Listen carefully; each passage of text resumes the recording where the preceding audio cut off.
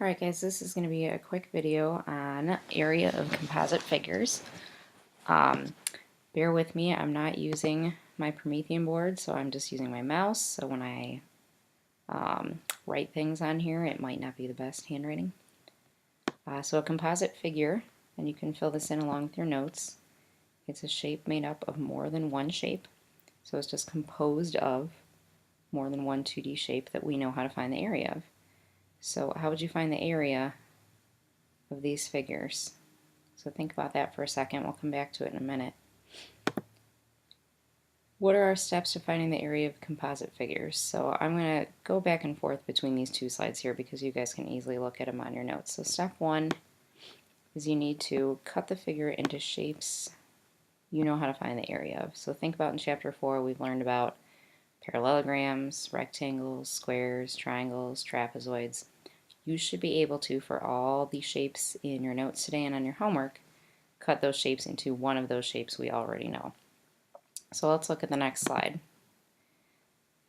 How could you cut up this shape so that it's into shapes that you actually can find the area of? Because right now, this isn't a shape we know. It's got 1, 2, 3, 4, 5, 6. I'm not even sure I counted the right. Where did I start here? 1, 2, 3, 4, 5. Yeah, 6 sides, okay? We don't know how to find the area of this shape as a whole, but we could split it up. You could draw a line right here, and now we have what looks to be a square, maybe a rectangle, and another rectangle. But if you look at this, do we know the dimensions of this rectangle? No, not really. I know that this is 5, but how long is this? This 12 is telling me that's how long this entire dimension is here. And then for this maybe square, maybe rectangle, well, I know this is 5, I know this little part's 2, but, oh, okay, this is 5. So I could figure this one out, right? 5 and then 2 plus the 5 over here means this dimension is 7. So this rectangle I could figure out, all right? 5 times 7 is 35, because remember the area of a parallelogram is base times height. Ooh, that's a bad 5. But over here, how could we figure out how long it is to go from here to here? It's not 12. Can you think of a way to figure that out? Well, if this entire distance is 12 and this distance is 5, together this and this should equal 12. So 12 minus 5 means this portion, which is parallel to this portion, should be 7. So the area of this rectangle is actually also 5 times 7, which is 35. I skipped a little bit ahead here on our steps. Step 2 was find the missing measurements if you need, which we just did. We figured out that here 2 plus 5 would give us 7, so that was a measurement we didn't actually have. We figured out here that 12 minus 5 would give us this 7, was also a measurement we didn't have. Step 3 was determine which area formulas you need, then find the area. So we needed the area formulas for rectangles in both cases here, so base times height, and we found the area. Our areas are 35 for both. I haven't included units yet because we're not done yet. If you can see, there's a step 4. Step 4 is, maybe you've guessed it, add all the areas together. So 35 plus 35, our area is 70. And our units, this is still area, so that would be feet squared.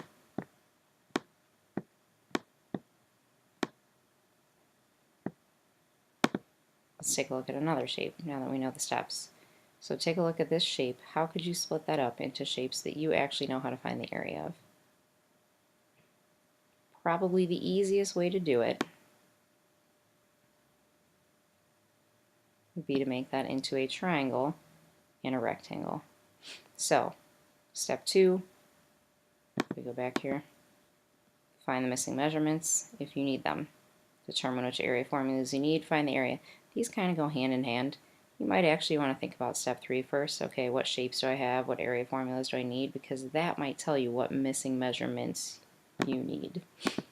So, triangle we know is base times height divided by 2.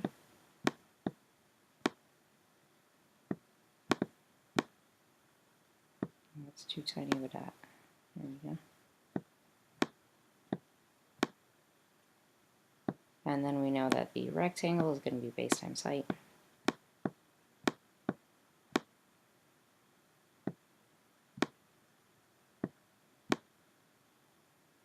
Well, the rectangle, I can clearly see the base and the height. That's going to be 8 times 6. It's going to take me a while to write that, so I won't. We know we would do 8 times 6, so that would be 48. Up here, well, my base would be this. How long is that? Well, if I could draw it straight, we could see that it's parallel to this base here. So the base is 6 because those parallel lines in a rectangle have the same measurement. But remember, height and base have to form a 90-degree angle. So I see this line over here, this perfectly straight line, showing that all the way from the bottom of my composite shape to my top is 10 millimeters. And that looks to me like that would form a 90-degree angle with my base, right? Like I could draw a line here, and that'd be parallel to this. So this can help me figure out my height. I'm going to need to look at this and this 8 over here and say to myself, well, if from here to here is 8, then that remaining distance to get me to 10 would be 2. So we want to do 6 times 2 divided by 2.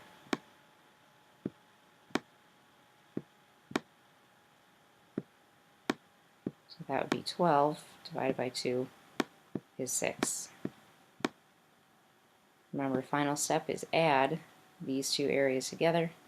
So 48 plus 6 is 54 millimeters squared.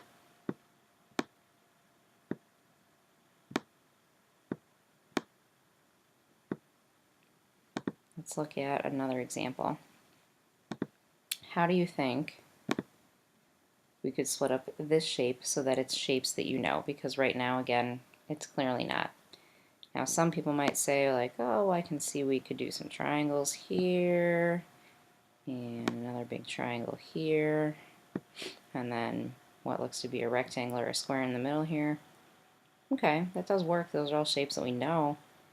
But are we going to be able to figure out missing dimensions? I don't really need these ones, right? But I would need to know how long this is. I would need to know how long this is. I could figure that out. That's 6. But am I going to be able to figure out that little piece? No, I don't think so. I just know that this whole length is 15. I wouldn't know how long this is. I wouldn't know how long the height is of this triangle, so that doesn't work. Is there a different way we can split this shape up? There is. This is kind of a clue. Why didn't they just tell us it's 12? Why did they split it into 6 and 6? Well, because they're hoping you'll do, oh golly, let's undo that. That's hoping that you'll do this. Split it in half. What two identical shapes have you created now? Hopefully you're thinking to yourself, I've created 2 parallelograms. And remember, parallelogram is base times height. So you want to do base times height for both of these parallelograms. Your base would be 15. Your height is 6, because that's making a 90-degree angle with that base. So 15 times 6 is 90.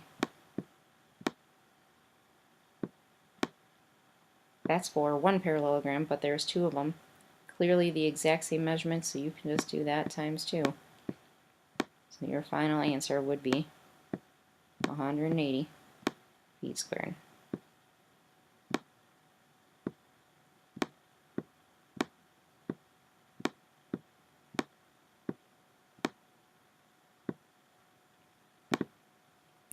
Let's look at this shape. Take a second to think about how you might split that up so that it's shapes that you know.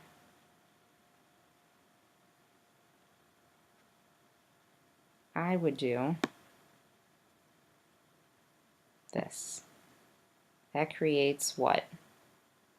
A trapezoid and a square.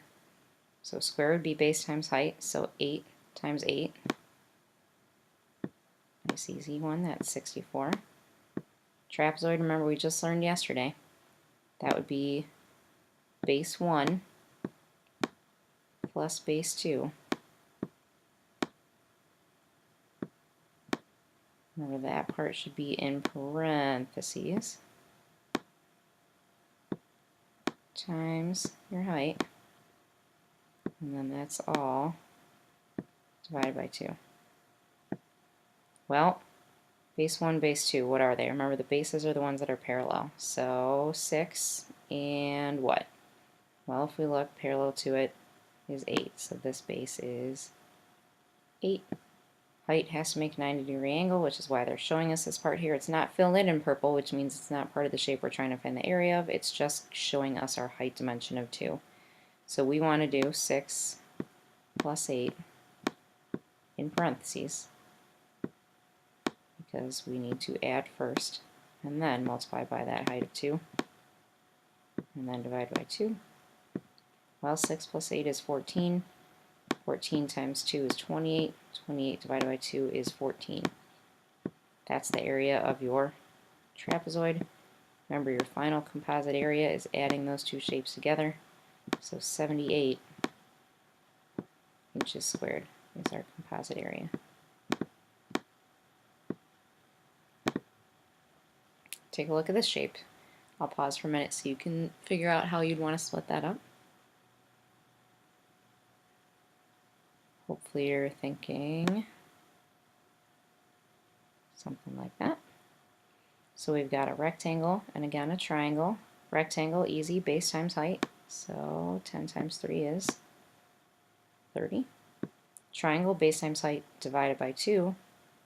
This is our height. It's making a 90-degree angle. Now they show the 90-degree symbol up here, but it's also making a 90-degree angle down here, right? So that's our height. Our base is this line, which is parallel to that side, so it's 10. So 6 times 10 is 60, divided by 2 means that the area of the triangle is actually also 30. So the area of our composite shape is 60 centimeters squared. Ooh, went cursive there. This last slide from your notes is just a place to remind yourself of putting all the area formulas. I'm going to type because that'll be much faster. So rectangle is base, I'm just going to use the X here. Well, no, that's probably not a great idea, so that you guys don't get confused with variables. I'll use the star. That's like another way we sometimes use with computers to show multiplying. Okay, so like the dot, right? So base times height. Parallelogram, same thing. Area equals base times height. Triangle, it'd be area is base times height, but divided by 2. Let's put a line in there. And then trapezoid. Remember, in parentheses, base, we need the little 1 below it, plus base 2 times the height, and then that's all divided by 2.